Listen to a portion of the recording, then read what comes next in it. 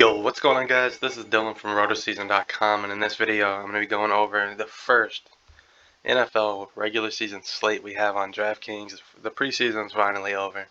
The regular season is here. We don't have to worry about names we've never heard of anymore, who's going to play enough quarters. All that nonsense is out of the way. We're back to the regular season. We're back to the best sport in daily fantasy. I'm so excited for NFL season this year. And in this video, I'm going to be taking a look at the Week 1 Sunday main slate. I'm going to be going position by position, talking about guys I like, guys I don't like, and giving my overall opinions on the slate. A few things before I get into that, I do want to ask that you like the video and subscribe to the channel. That really does help me out a lot with YouTube rankings. I'm going to be releasing a ton of NFL content all season long. I'm going to be covering every Sunday main slate as well as every primetime showdown slate.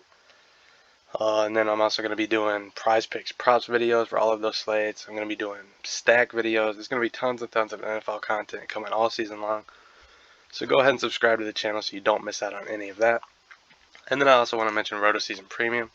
If you are interested in more in-depth content to help you out throughout the season, ROTOSZN Premium is going to get you access to my core plays cheat sheet for every Sunday main slate and every primetime showdown slate. It's going to get you access to my favorite tournament plays, value plays, positional rankings, if-then statements, player notes, tons and tons of NFL content. ROTOSZN Premium, you can try it out 50% off your first week, so it's only going to cost you $3.50 to try it out. If you are interested in that, ROTOSZN.com/premium. I do genuinely appreciate every single person who gives that a shot. But yeah, to get into the slate, I also want to mention, we get a $5 millionaire maker. That is crazy to me. Usually if you want to enter the millionaire maker, it's going to cost you $20 at minimum. I think one time last year we did have like a $10 milli maker. Maybe for like one or two slates. But I'm pretty sure $5 is the cheapest entry fee that we've ever seen to a millionaire maker. I think there's over 1 million entrants that are going to be in this contest. Yeah, 1.1 million people are going to be in this contest. But yeah, I just think it's cool that we're finally seeing like cheap milli makers, because DFS is growing and they're actually being able to fill a contest with 1 million people. So that's just really cool to see the industry growing like that. But yeah, if you want a shot at $1 million, $5. I just thought that was pretty cool. $5 milli maker. Never seen that before. But yeah, starting at quarterback. Highest price QB on the slate, obviously Patrick Mahomes. I don't think he's gonna be very owned because of the price tag, and just there's a lot of options on the slate. We'll go over like the chalk value option here in a minute, but I don't expect Patrick Mahomes to be very very owned. But I do think like he's a great tournament play because of that. Because obviously we know Patrick Mahomes' upside. He could easily just go out there and throw four touchdowns and a half, and then you stack Mahomes, Hill, and Kelsey, and you win a tournament just based off of his low ownership. But maybe I'm wrong. Maybe people are going to play him. I just don't expect him to be all that owned, just because there's plenty of options at QB and he's the highest priced. Kyler Murray, somebody I'm always going to be interested in, just because of the rushing upside. We've seen last year he had games with 91, 78, 74, 106, consistently 60, 75. Just tons and tons of rushing upside for Kyler Murray, and that's great for DFS. So he's going to be in play every week just because of that. And I'm sure he'll continue progressing as a passer and just get better and better as well. So I do like Kyler Murray. Josh Allen's obviously going to be in play. He had a good game against the Pittsburgh defense last year. Oh, no, he didn't actually. 238 yards, 2 touchdowns, 19 fantasy points. I thought he did better than that, but the Steelers defense did lose a few cornerbacks. They did lose Bud Dupree.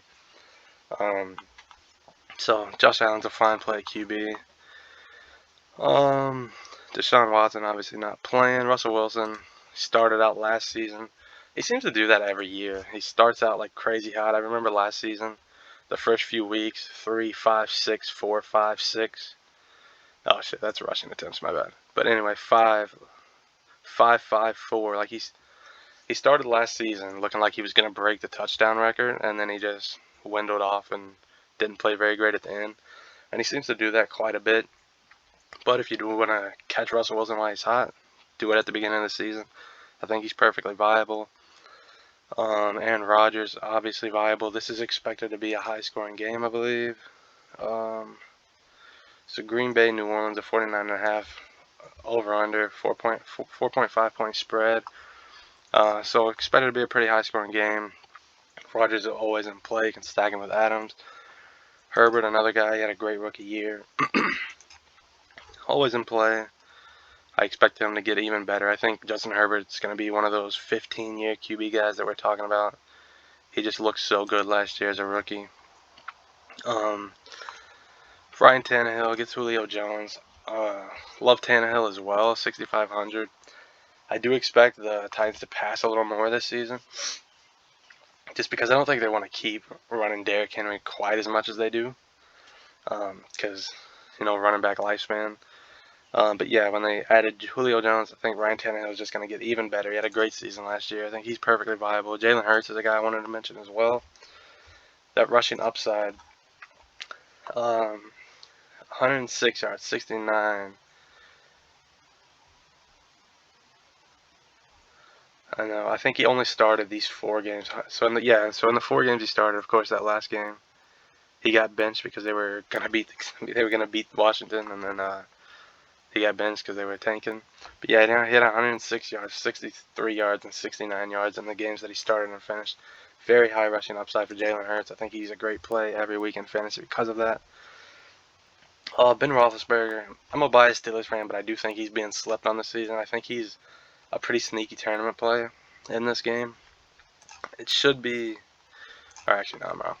But I do think Ben Roethlisberger is a sneaky tournament play, just because everybody's sleeping on him. Everybody just thinks he's done. But he did look great in the one preseason game he played. He has great receivers around him, a great pass-catching running back. I just feel like you can get Big Ben at very low ownership, and I think he can win your tournament because he still has the upside. Like, he still had games last season where he threw like 4 touchdowns, 300 yards.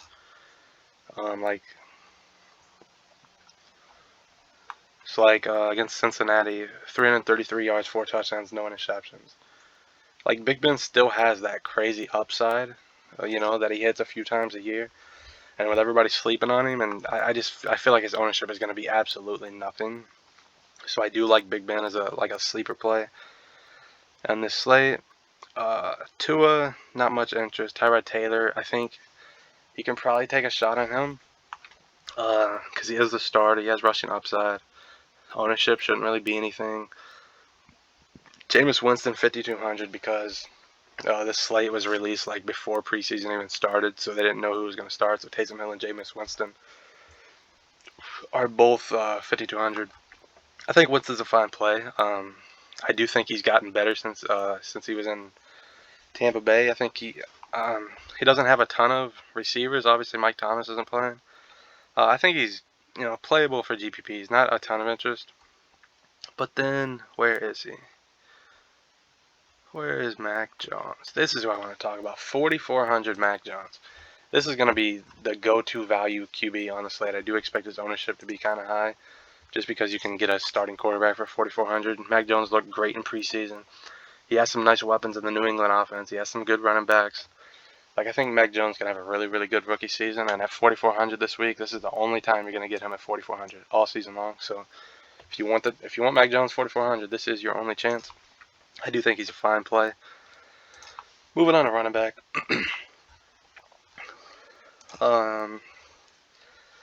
Darrell Williams, and we noted that moved around well. So not sure if he's going to play or not.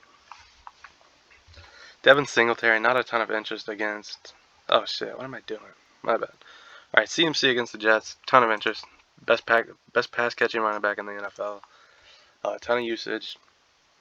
I don't have to tell you that CMC is viable.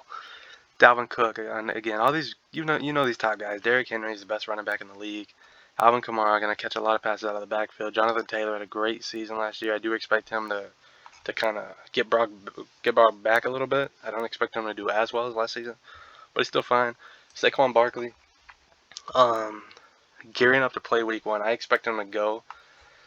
He might be limited, so I don't know. I feel like his ownership is going to be extremely low just because questionable tag. Speculations that he's not going to be 100%. He's not going to get used much if he does play. But Saquon Barkley, when he's out there, he's a really good running back. So I do think he's kind of like a sneaky GPP play if you do want to take a shot on him.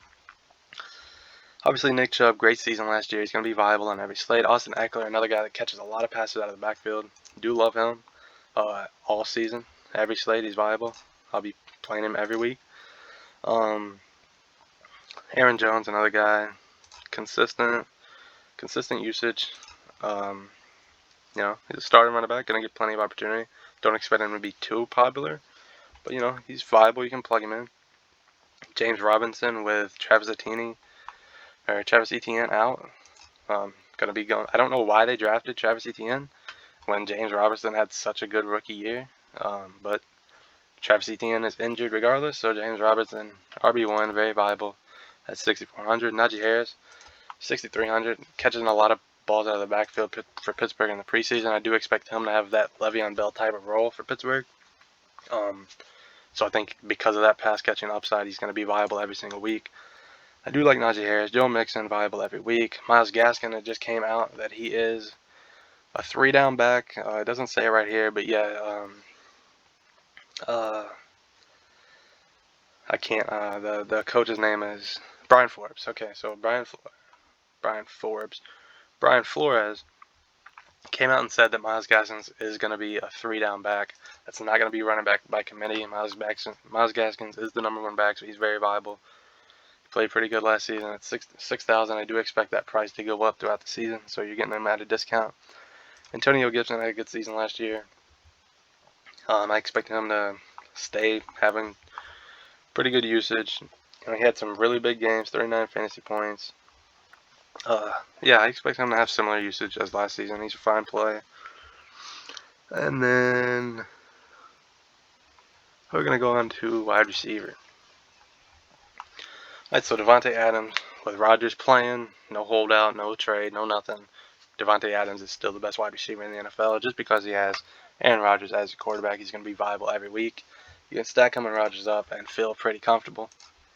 Same thing with Tyreek Hill. He has Patrick Mahomes. I don't have to tell you about these guys. You know, Calvin Ridley, #1 in Atlanta now with Matt Ryan at QB. DeAndre Hopkins. Right now he's the questionable tag.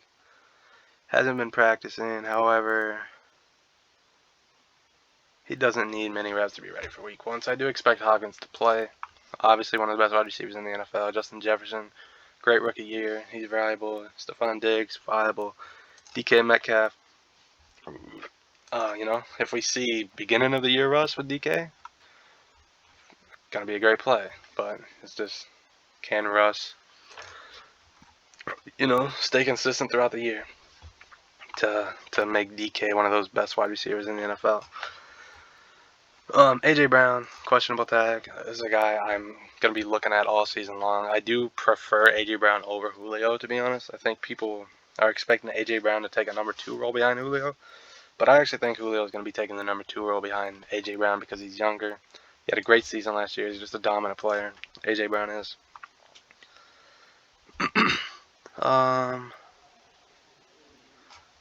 I'm not seeing anything. Okay, so he practiced. Him and Julio practiced, so I do expect him to play. He's viable. I like AJ Brown a lot all season long. Adam Thielen, another guy that just has those games, man. 34 and then 6 fantasy points, and then 12 and then 29 and 29 and then 14. So he's a GPP play. I wouldn't really play him and cash it because of the inconsistency, but when Adam Thielen's on, he puts up some big numbers. Mike Thomas is obviously out. Terry McLaurin had a great season last year. Upgraded QBs playing with the beard guy. What's his name? I can't think of his name, but you know what I'm talking about. So upgraded QB for Terry McLaurin. I do expect him to have an even better season. And then we get to Deontay Johnson, Juju Smith-Schuster. My favorite receiver for Pittsburgh is Deontay Johnson. He just got the most targets, the most opportunity last season. And like I said, I do think Big Ben's a sleeper QB this season, and especially week 1. Before we see any stats, I do expect Big Ben to have a good season. And I think people are sleeping on him a little too much. I think his ownership's going to be really high, or really low. And if you're going to play Big Ben, pair him up with Deontay Johnson or Juju. Profit. Obviously Claypool as well. Another guy you can get in that stack. OBJ, good things have been said about him in camp. He's expected to be available week 1. They're saying he's making his OBJ type catches in practice and stuff, so I do expect him to be better this season. He's viable, and he's only 5,400, so that's a really good price. That'll about do it for a wide receiver. And finishing it up at tight end, obviously Travis Kelce and George Kittle. I don't have to tell you anything about those. Those are the best 2 tight ends on the slate. They're viable every single game that they play. TJ Hawkinson had a really good season last year with Matthew Stafford, but I do expect him to kind of take a step back this season because he has Jared Goff instead of Matthew Stafford now. But I do think he's still, a top 3-4 tight end in the league, and he's going to be viable every single week. He's dealing with an injury. He's been dealing with it for a few weeks. But there isn't much concern about him being ready for September 12th. So he should play, a viable tight end. Not my favorite. I would definitely prefer Kelce or Kittle if I'm gonna prioritize one of the best tight ends. Dallas Goedert. Don't really know what to think about this because there's all kinds of news has been coming out about Zach Ertz, being back. So like it looked like Zach Ertz was gonna get traded, and then we would finally have Dallas Goedert as the clear-cut number 1 tight end, and which I really like Goddard a lot.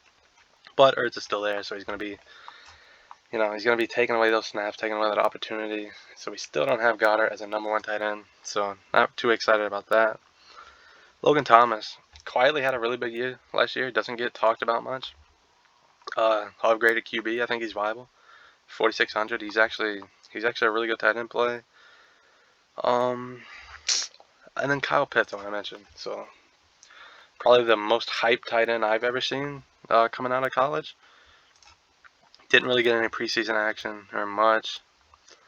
He caught his lone target for 27 yards. So Kyle Pitts, I do expect him to have some ownership just because of all the hype that's around him coming out of college. He's only 4,400. But I think he's a viable tight end play if you want to pay down a little bit. Tonyan still with Green Bay. He had a nice season last year, or at least a few big games. I know he won me some money, like in one of these games. Maybe it was that one. 6 catches, 94 yards, 3 touchdowns, 33 fantasy points. One of those games last season, Robert Tonyan really won me some money. So I always have love for him now. Don't really want to play Eric Ebron because it looks like Pat Freiermuth. Where is he at? It looks like Pat Freiermuth is, taking Ebron's job away in Pittsburgh. Freiermuth had that preseason game where he had 2 touchdowns from Big Ben. And he's only 2,500. Wow. Okay. Did not expect that. Okay, Pat Freiermuth might be the chalk value tight end. I did not realize his price is 2,500. I pretty much expect Freiermuth to take the job away from Ebron like right away. I expect week 1 Freiermuth to be used a lot, and then just as the season progresses, they're just going to use Ebron less and just keep giving this guy the ball. Because if you've seen that game, he's making acrobatic catches in the back of the end zone. Like, I love Pat Freiermuth. I think he's going to have a big career for Pittsburgh, and I think he's I don't know what to think because I was not expecting 2,500 on the price tag. I feel like that might get him kind of chalky a little bit. I think that might give him some ownership just because people seen that 2 touchdown game. They've seen how well him and Ben were working together. So yeah, I don't really know how to project him now. He could be like no ownership or like a lot of ownership, and I can't split the difference at all. But I do like Pat Freiermuth, and that'll pretty much do it. I'm not really going to get into DST on this video. Defensive special teams, usually pretty clear-cut, the top few teams, that's who you play. Or if you want to pay down, you just take a shot. There's not really much on that analysis that goes into that. But yeah, that's the video, guys. A quick position-by-position breakdown. Good luck in your games this Sunday. I'll be back probably tomorrow on Wednesday, probably Wednesday night. And I'll be breaking down the Thursday night football game between, who's playing that? I think it's KC, no. Oh, it's the Buccaneers, Tampa Bay, and Dallas. So I'll be breaking down that slate probably tomorrow night for the Thursday night football showdown. But yeah, good luck and your games for week 1. I hope you all make a lot of money this season, and yeah, I'll see you next video.